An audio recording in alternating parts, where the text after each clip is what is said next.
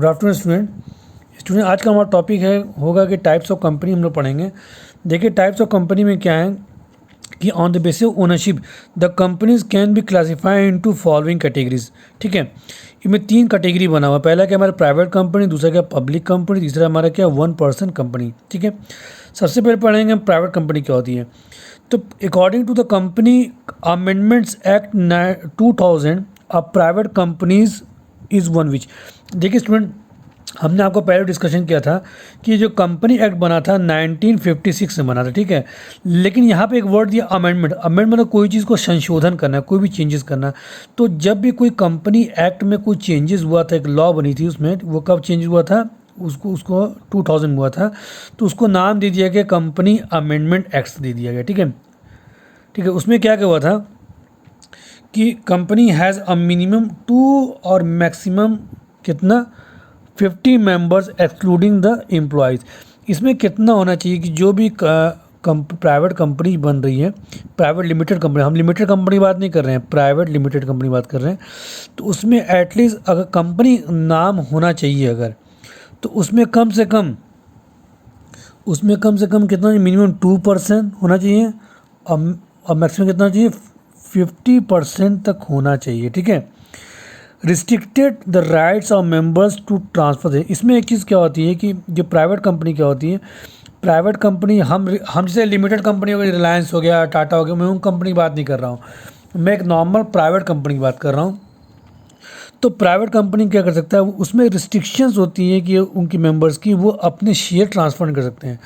तो रिस्ट्रिक्शन का मतलब ये नहीं होता, रिस्ट्रिक्शन का मतलब ये मत समझिएगा कि वहाँ पे पूरी तरीके से बैन है या एकदम आप नहीं कर सकते हो। मतलब कुछ ऐसी कंडीशन है जहाँ पर आप अपने शेयर को ट्रांसफ़र नहीं कर सकते हो। Does not offer it share to general public, ना ही अपने शेयर जनरल पब्लिक को आप ये नहीं कह सकते हो कि आप मेरे शेयर को ख़रीदो या अपने शेयर ट्रांसफ़र कर सकते हो। ऐसा इसमें कुछ नहीं होता है, किसमें, प्राइवेट कंपनी में। It does not invite general public to invest deposit in the company. इसमें कभी ऐसा भी नहीं होता है कि आप अपना पैसा क्या करो जनरल पब्लिक में इन्वेस्ट करने के लिए आप किसी को परसू नहीं कर सकते, किसी प्रेशराइज नहीं कर सकते आप एक प्राइवेट कंपनी जनरल पब्लिक को हमारे कंपनी में आप क्या करिए, हमारे शेयर को इन्वेस्ट कीजिए, हमारे शेयर खरीदिए। इसमें ऐसा कुछ भी नहीं ऐसा होता है। Private company has minimum paid up capital कितना 1 लाख। इसमें कह रहा है कि प्राइवेट कंपनी में जो पेड अप कैपिटल है एटलीस्ट कम से कम 1 लाख रुपये होना चाहिए, तभी वो प्राइवेट कंपनी कहलाएगी। ठीक है, तो उसकी जो वैल्यू होनी चाहिए, ठीक है, उसकी वैल्यू कितनी होनी चाहिए, कम से कम 1 लाख होनी चाहिए, तो that is known as a private company कहलाएगी। It is an ideal of form of organisation for the people who wish to run a large scale business without involving large shareholding groups.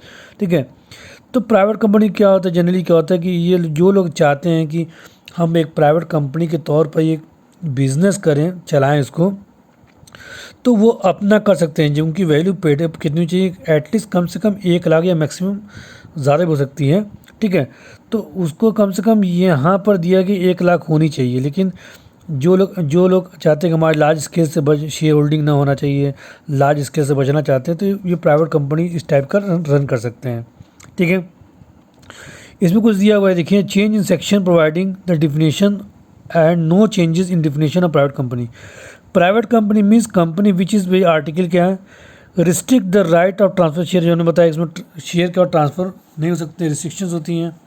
Asset 1 person company limits the number of its member 200 provided that where 2 or more person hold 1 or more share in a company's jointly, they shall be the purpose of clause be treated as single member। अब यही कह रहा है कि इसमें देखिए कि अब मान लीजिए कि एक कोई कंपनी है, ठीक है, कंपनी को शेयर चाहिए, तो किसी ने मान लिया कोई एक शेयर लिया, 2 लोग मिल करके लिए, मान लीजिए मिस्टर ए और बी 2 मिल लिए, तो उसको एक ही मेंबर माना जाएगा। मान ली ए और बी 2 दोस्त हैं और उन्होंने आपस में पैसा मिलाया 50-50% लगा करके, कोई एक को क्या करते हैं, ठीक है, एक शेयर को परचेज़ करते हैं, तो वो उस कंपनी में क्या जॉइंटली क्या कहलाएंगे, वो एक ही मेंबर कहलाएंगे। इसमें लिखा है कि उसमें एक ही मेंबर कहलाएंगे, ऐसा नहीं कि वो 2 मेंबर कहलाएंगे। ये उसमें एक क्लॉज बना हुआ है, एक नियम बना हुआ है।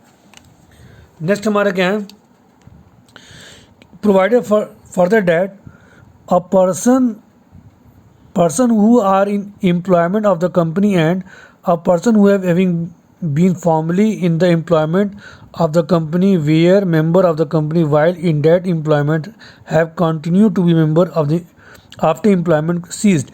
ये कह रहा है कि जनरली क्या है कि अगर कोई मेंबर, अगर मान लीजिए वो एम्प्लॉय है उस कंपनी का शेयर लिया हुआ है, ठीक है, तो जनरली क्या है कि वो प्राइवेट अब वो मान लो कल को वो छोड़ कर चला भी जाता है, रिज़ाइन हो जाता है, चला भी जाता है, तो भी उस कंपनी का क्या बना रहेगा, एक मेंबर बना रहेगा, ठीक है। एंड इसमें लिखा हुआ है कि it shall not be included number of members, ठीक है। ये मैं बताया था कि अगर वो मान लीजिए कि वो बंदा वो बंदा है, जो पर्सन है वो किसी कंपनी एम्प्लॉय है, ठीक है, और उसने शेयर भी लिया हुआ है, ठीक है, लेकिन जब वो बंदा जब ऑर्गेनाइजेशन को छोड़ देता है तो भी उसके पास शेयर होता है, तब वो बंदा उस कंपनी का मेंबर नहीं कहलाएगा। Shall not be included in the number of members, ठीक है। Provides of any invitation to public to subscribe for any securities of company. Private company में क्या है कि आप किसी भी जनरल पब्लिक से आप उनको सब्सक्राइब करने के लिए नहीं कह सकते हो कि आप हमारी कंपनी की सिक्योरिटीज़ को परचेज़ करो, ठीक है। तो तमाम चीज़ें प्राइवेट कंपनी में क्या होती है, रिस्ट्रिक्शंस होती हैं, ठीक है। अब हमारा क्या है, पब्लिक कंपनी। पब्लिक कंपनी क्या होती है, देखिए, a public company is one which has minimum of 7 member and maximum कितना लो लिमिट्स होता है। तो इसमें कितना होता है कि एटलीस्ट में कम से कम 7 मेंबर होना चाहिए पब्लिक कंपनी के लिए, ठीक है, और मैक्सिमम कितना, कोई लिमिट नहीं होती है। Permit easy transfer of share. इसमें क्या होता है कि शेयर क्या होता है कि आसानी तरीके से जनरल पब्लिक को हम क्या कर सकते हैं, ट्रांसफ़र कर सकते हैं। Invite general public to subscribe its public deposit. इसमें पब्लिक कंपनी में क्या होता है कि हम आम पब्लिक को, जनरल पब्लिक को हम उनको इनवाइट कर सकते हैं, उनको सब्सक्राइब करने के लिए कह सकते हैं कि आप हमारे कंपनी में क्या कीजिए, डिपॉजिट कर सकते हैं। Invite general public to subscribe its share and debenture. आप जनरल पब्लिक को क्या कर सकते हैं, सब्सक्राइब करने के लिए कि हमारे शेयर को परचेज़ कीजिए, हमारे डिबेंचर्स को खरीद सकते हैं। It has minimum paid up capital कितनी होनी चाहिए, 5 होना चाहिए। अगर एक पब्लिक कंपनी बनाना है तो उसमें एटलीस्ट कितना होना चाहिए, कम से 5 लाख होना चाहिए, ठीक है। आपकी जो एनुअल जो कैपिटल है या आपकी जो वैल्यू है वो कम से कम 5 लाख होनी चाहिए, तभी आप एक पब्लिक कंपनी कहलाओगे। तब आप लोगों से कह सकते हो कि आप हमारे कंपनी का शेयर खरीद सकते हो, हमारे कंपनी में डिपॉजिट कर सकते हो, मैं अपनी कंपनी का डिबेंचर इशू कर रहे हैं, आप उसको खरीद सकते हो, आपको हम फिक्स रेट ऑफ इंटरेस्ट देंगे। तमाम चीज़ें किस में होता है, पब्लिक कंपनी में होता है। लेकिन प्राइवेट कंपनी में ऐसा नहीं है। Any private company which is subsidiary of public company. अब इसमें एक चीज़ बात समझने की चीज़ है, जैसे मान लीजिए कोई मान लीजिए कि रिलायंस कंपनी, ठीक है, रिलायंस कंपनी है, ठीक है, रिलायंस ने मान लीजिए कोई छोटी मोटी कंपनी मान लीजिए XYZ, ठीक है, XYZ कंपनी रिलायंस की कंपनी है, ठीक है। तो कंपनी क्या है कि जो रिलायंस की ही कंपनी है ये XYZ, ठीक है। तो ये हम ये कह सकते हैं कि XYZ क्या है, ये एक तरह की क्या है, रिलायंस कंपनी की सब्सिडरी है। मतलब रिलायंस क्या है, इसकी ज़्यादा कैपिटल, बड़ी कैपिटल है, और XYZ छोटी कैपिटल है, लेकिन इसी का पार्ट है। तो हम ये कह सकते हैं कि XYZ क्या है, ये रिलायंस कंपनी की क्या है, सब्सिडरी है।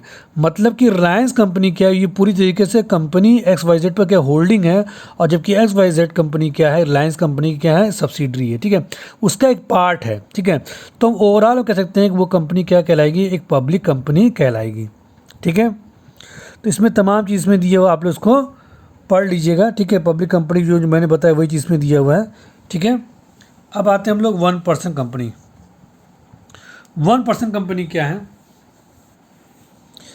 1% company the 2013 act introduce new type of company to be excluding that is a part of forming a public and private company limited private company. The 2000 Act enables the formation of new entity of 1% company. अब देखिए 1% company मतलब क्या कह रहा है कि ये company कब बनी थी, ये 2013 के बाद एक नई कंपनी को इशू किया गया कि इस तरह की कंपनी भी बन सकती है, 1% कंपनी बन सकती है, ठीक है। तो किस सेक्शन के तहत बन सकती है? सेक्शन 3(1) ऑफ 2013 एक्ट के अकॉर्डिंग बन सकती है। ठीक है, इस कंपनी में क्या क्या हो सकता है कि वन कंपनी क्या होता है कि वो कंपनी में ये होता है कि वो बंदा क्या होना, नेचुरल पर्सन होना चाहिए। नेचुरल पर्सन मतलब वो बंदा का हाथ पैर वाला बंदा होना चाहिए, वो बंदा इंडियन सिटीजन होना चाहिए, और वो बंदा क्या है, वो इंडिया का रेसिडेंट होना चाहिए। ठीक है, अगर अदर कंट्री, फॉरेन कंट्री कोई बंदा है, जैसे ब्रिटेन का हो गया, अमेरिका हो गया, तो वो वन पर्सन कंपनी नहीं कहलाएगा। तो वो इंडिया का होना ज़रूरी है। ठीक है, नेचुरल पर्सन होना चाहिए और वो इंडियन सिटीजन होना चाहिए। No person shall eligible incorporate one more than one OPC और become nominee in more than one such company. इसमें क्या कह रहा है कि जो वन पर्सन कंपनी है, इसमें बंदा एक ही बंदा क्या इनकॉर्पोरेट हो सकता है, वो बंदा एक ही बंदा बन सकता है। अगर दो मेंबर मिल करके कंपनी बनाना चाहें तो वो वन पर्सन कंपनी नहीं कहलाएगी। ठीक है, लेकिन इसमें एक ये है कि अगर वो वन पर्सन कंपनी है, वो अपना बंदा एक नॉमिनी बना सकता है। कल को ये बंदा अगर नहीं रहता है, कल को ये डेथ हो जाती है इसकी, या इंसॉल्वेंसी हो जाती है, इनकैपेसिटी हो जाती है इसकी, ये नहीं आगमन कर पाता है, तो जनरली क्या कर सकता है कि अपना कोई एक बंदे को, या अपने रिलेशन में या अपने फ्रेंड सर्किल में, या किसी को भी, अपने रिलेटिव पर्सन को भी ये क्या कर सकता है, नॉमिनी बना सकता है। ठीक है, OPC to be compulsory convert itself into public और private company in certain way. अब वन पर्सन जो कंपनी, वो अपना जो है वो पब्लिक और प्राइवेट कंपनी में कन्वर्ट कर सकता है, लेकिन कुछ कंडीशन है। क्या कंडीशन है? अगर मान लीजिए उसकी कैपिटल 50 लाख से ऊपर हो जाती है साल भर में। ठीक है, ठीक, उसकी कैपिटल कितनी होती है? 50 लाख हो जाती है, और वो उसका टर्नओवर कितना हो जाता है? 2 करोड़ से ऊपर हो जाता है साल भर में, तो वो कंपनी वन पर्सन कंपनी नहीं कहलाएगी। तो कंपनी क्या कहलाएगी? आइदर वो जो पब्लिक कंपनी कहला सकती है, या तो प्राइवेट कंपनी कहला सकती है। ठीक है, तो ये चीज़, तमाम चीज़ें इसमें दिया। वन पर्सन क्या है, ठीक है, कंपनी क्या होती है, हमने प्राइवेट कंपनी क्या होती है, पब्लिक कंपनी, इसको बारे में मैंने बता दी, इसको आप सिंपल लैंग्वेज में बता दी, इसको आप अच्छे तरीके से पढ़ लीजिएगा। ठीक है, अब इसमें क्या है कि private privilege of benefits of private company over public company क्या है? देखिए, private company can be form only 2 members, at least 7 members are needed to form public company. ठीक है, जो हमने बताया तो वही चीज़ में कह रहा है। नेक्स्ट क्या हमारा, यहाँ जो मैंने इसमें जो दिया सब डिफरेंशन देख लीजिएगा आप लोग। अब private company has at least 2 director होना चाहिए, वेयर पब्लिक कंपनी कितना में 3 डायरेक्टर होना चाहिए। It is compulsory for private company to maintain index of member. Private company में कोई कंपल्सन नहीं होता है कि आप अपने डायरेक्टर का नाम दें, ये ठीक है। जबकि पब्लिक कंपनी में क्या होता है, एक मैंडेटरी होती है कि आप अपने इंडेक्स लिस्ट दें, कौन कौन आपके मेंबर्स हैं, डायरेक्टर्स कौन कौन हैं। Private company can issue loan to its director without prior permission of government, where public company must take permission. Private company क्या करती है, अपने डायरेक्टर को लोन दे सकती है बिना गवर्नमेंट के परमिशन से, जबकि पब्लिक कंपनी क्या हो सकती है, जैसे रिलायंस कंपनी, टाटा है, वो क्या कर सकती है, अगर उनको लोन देना होगा तो वो गवर्नमेंट की परमिशन लेना पड़ेगा, क्योंकि एक आम पब्लिक का पैसा होता है। फिफ्थ वन क्या है, it is not compulsory for private company to hold statutory meeting, file and statutory report with the registrar, where as essential for public company. तो जो पब्लिक कंपनी कोई कंपल्शन नहीं होता है कि आप अपनी एक लीगल मीटिंग कर सकें, ठीक है, अपनी रिपोर्ट रजिस्ट्रार को दें, रजिस्ट्रेशन जहाँ पर होता है कंपनी का वहाँ पर देने की ज़रूरत नहीं पड़ती है, जबकि पब्लिक कंपनी को काफ़ी एसेंशियल होता है, ये चीज़ों को देना पड़ता है। There are no restriction on the numbers, appointment and remuneration of directors of private company, where as there many restriction appointment numbers and remuneration of director public. Private company में कहते हैं कोई रिस्ट्रिक्शन नहीं होती है कि आप कितने मेंबर्स आपके हैं, कोई किसका आप, उनकी सैलरी क्या डायरेक्टर्स की, ठीक है, प्राइवेट कंपनी में। जबकि पब्लिक कंपनी में तमाम तरह रिस्ट्रिक्शंस होती है कि आप किस तरह से उनका अपॉइंटमेंट कर रहे हैं, उनको आप कितनी सैलरी दे रहे हैं, रिम्यूनरेशन कितना दे रहे हैं। पब्लिक कंपनी को ये पूरी चीज़ें बतानी पड़ती हैं।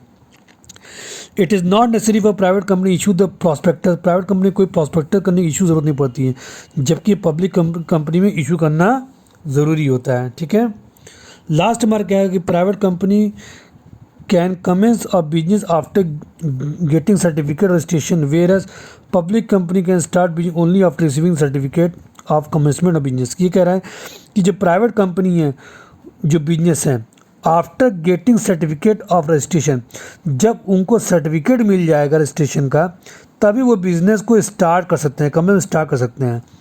Where as public company can business only after receiving the certificate of the commitment of business. ठीक है, कि जब आप क्या कर, अगर आपने जब जैसे ही आपने एक सर्टिफिकेट रिसीव किया, ठीक है, तभी आप एक बिज़नेस को स्टार्ट कर सकते हैं पब्लिक में। देखिए 2 चीज़ कह रहे हैं यहाँ पर है, private company can commence its business after getting, जब उनको सर्टिफिकेट मिलेगा तभी आप बिज़नेस को स्टार्ट कर सकते हैं। लेकिन मान लीजिए कि अगर आप पब्लिक कंपनी है और आप बिज़नेस को कर रहे हो, ठीक है, आप बिजनेस कर रहे हो तो आपको सर्टिफिकेट लेना ज़रूरी होगा। ठीक है, जो कि प्राइवेट कंपनी क्या कर रहा है, private company can commence its business after getting of registration. अगर आप बिजनेस स्टार्ट कर दिए हो तो आपको बाद में सर्टिफिकेट मिल रहा है तो आपको बिजनेस चल सकता है। लेकिन पब्लिक कंपनी में ऐसा नहीं है। पब्लिक कंपनी क्या है, where as public company can start business only कब, आफ्टर रिसीविंग सर्टिफिकेट। जब आपको सर्टिफिकेट मिलेगा तभी आप बिजनेस स्टार्ट कर सकते हो।